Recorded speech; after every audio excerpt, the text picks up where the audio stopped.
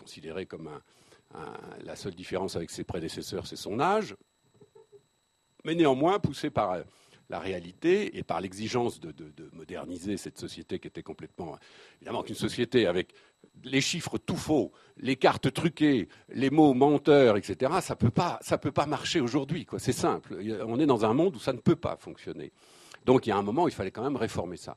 Et vous vous rappelez que la première grande réforme que Gorbatchev a essayé de faire passer dans son pays s'appelle la glasnost. Et glasnost, ça veut dire transparence. Glasnost, on est au cœur du sujet. C'est-à-dire que la première chose qu'il fallait faire dans ce monde soviétique et socialiste en général, c'était de faire un peu plus de transparence. Glasnost, bon, nous on l'a traduit les uns les autres par transparence. Nuançons, c'est-à-dire que c'est ce qui... Glasnost, c'est ce qui peut être publié en quelque sorte, ce qui peut être dit. Glas, dans les langues slaves, glas, golos, c'est la voix, golosovac, c'est voter. Donc glasnost, c'est ça, c'est rendre public en quelque sorte. Et donc la glasnost de Gorbatchev visait essentiellement à réformer en quelque sorte ce que Orwell, vous avez tous lu 1984 une fois dans votre vie, Orwell avait appelé la novlangue. C'était ça la novlangue. C'était la langue nouvelle. La langue soviétique, c'était une langue nouvelle où les mots n'avaient pas le même sens qu'ailleurs. C'est pour ça que, quand vous disiez la langue de bois, effectivement, ça n'a pas de sens. C'est ça, c'est la clé de tout. C'est-à-dire, ce sont des discours avec des mots qui n'ont pas le même sens et qui souvent n'en ont pas du tout, ce qui finalement est encore plus simple. Car quand vous entendez un discours de Brejnev ou un discours de Castro qui dure 5 heures, il n'y a rien dedans, ce qui s'appelle rien. C'est-à-dire ce sont des mots, c'est une espèce de logorée. Alors, c'est des principes, des poncifs, des phrases toutes faites, et surtout des mots qui n'ont pas de sens. Donc on écoute, on applaudit, c'est formidable, et moins il y a de sens, et plus on applaudit d'ailleurs. Et vous vous rappelez que il y a un mot qui est apparu à ce moment-là, et moi je faisais partie des gens à qui on attribuait ce mot-là. C'est-à-dire que on nous appelait, nous, les soviétologues, parce qu'il fallait être soviétologue. Déjà, là, voilà un mot qui a du sens, quoi. C'est-à-dire que nous étions devenus les seuls capables de décrypter des discours qui n'avaient pas de sens. C'était ça, être soviétologue. Et alors, nous étions interrogés, interviewés. Il y avait Louise Gosset, Michel Tatu, Jacques Amalric à l'époque, tous les vieux de la vieille de la soviétologie. Vous retrouverez toujours leurs livres, parfois, ici ou là. C'est toujours amusant de relire des bouquins de l'époque.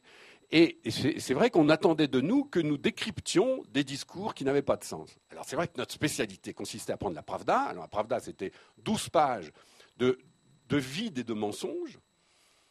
Il n'y avait pas d'information dans la Pravda. Et nous étions chargés d'aller chercher dans la Pravda les 2 ou 3 trucs qui permettaient peut-être, en réfléchissant bien, de décrypter que, tiens, c'est curieux, sous la photo, là, ils ont dit, tiens, il y a tous les membres du Politburo, et ils en ont oublié un. Si par hasard ça se reproduit, c'est que le type, il n'est pas en vue, là. Alors, non, on passait des heures comme ça, il y avait, rappelez-vous, des articles à n'en plus finir, notamment dans Le Monde, c'était la grande spécialité du Monde. Tous les correspondants du Monde se sont pliés à ce jeu-là, de la soviétologie. C'était une espèce de nouvelle langue, la novlangue d'Orwell, qui consistait à aller chercher les choses. Le principe même de la novlangue, c'est quand même que quand on arrive à trouver un sens au mot, c'est souvent le contraire. C'est-à-dire que le principal journal de ce monde-là s'appelait quand même la Pravda. Pravda en russe, ça veut dire vérité. Hein. Et tous ces pays-là s'appelaient, comme vous vous rappelez très bien, des démocraties populaires. Alors que c'était quand même les régimes qui étaient ni démocratiques ni populaires.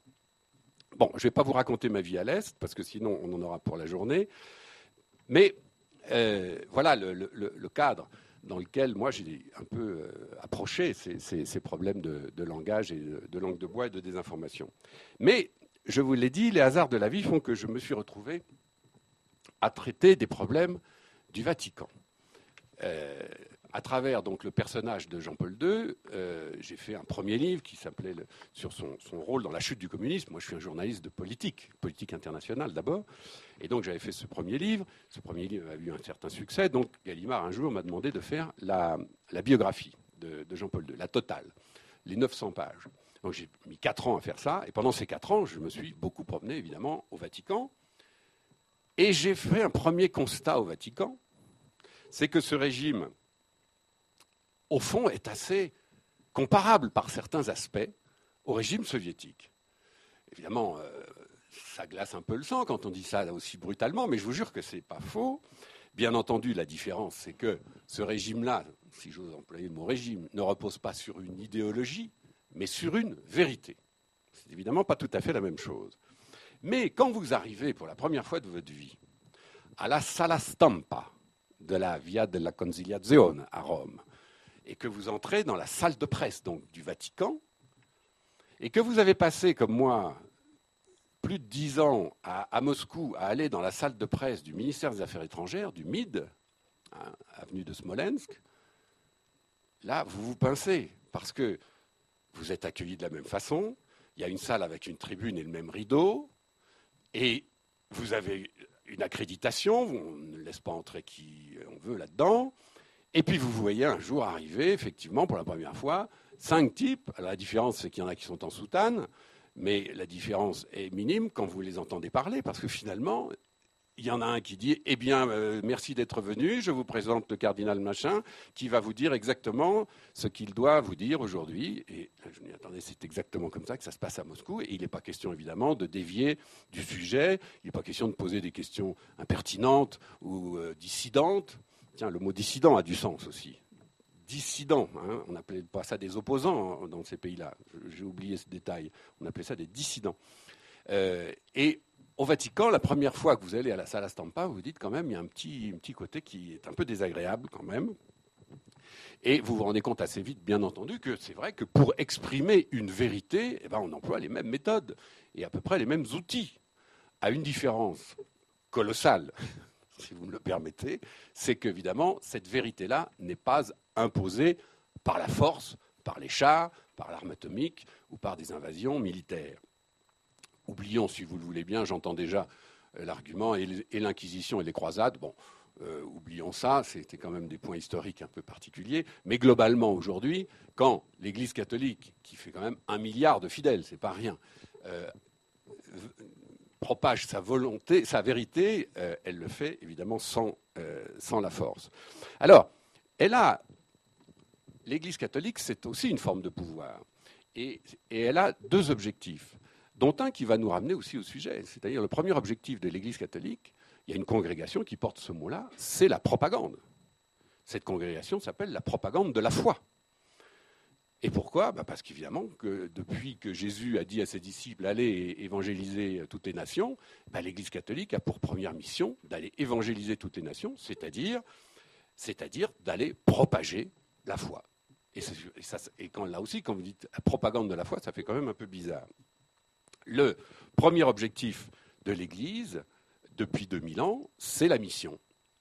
Et la mission, c'est aussi une forme de propagation d'un pouvoir et se heurte très vite à des problèmes de pouvoir et de langage. Puisque d'abord, la mission, par définition, là je me réfère surtout depuis le 19e siècle, mais c'est vrai depuis le 17e en réalité. Mais la mission s'est heurtée à ces problèmes de langage très vite. C'est-à-dire que quand vous avez un groupe de missionnaires qui arrive dans un pays, qu'est-ce qu'il fait ? Il commence par apprendre la langue et à imposer la sienne. Tout de suite, on est dans les problèmes. C'est la première chose. Et tout de suite, vous allez avoir, à cause de ces problèmes de langage, des problèmes de pouvoir.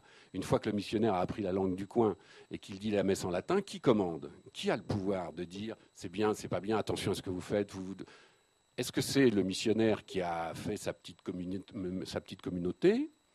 Ou est-ce que c'est l'évêque qui habite dans le pays d'à côté et qui dépend de Rome ? Et le même problème va se poser dans tous les grands sujets aujourd'hui. Est-ce que c'est l'évêque ou est-ce que c'est le pape aussi ?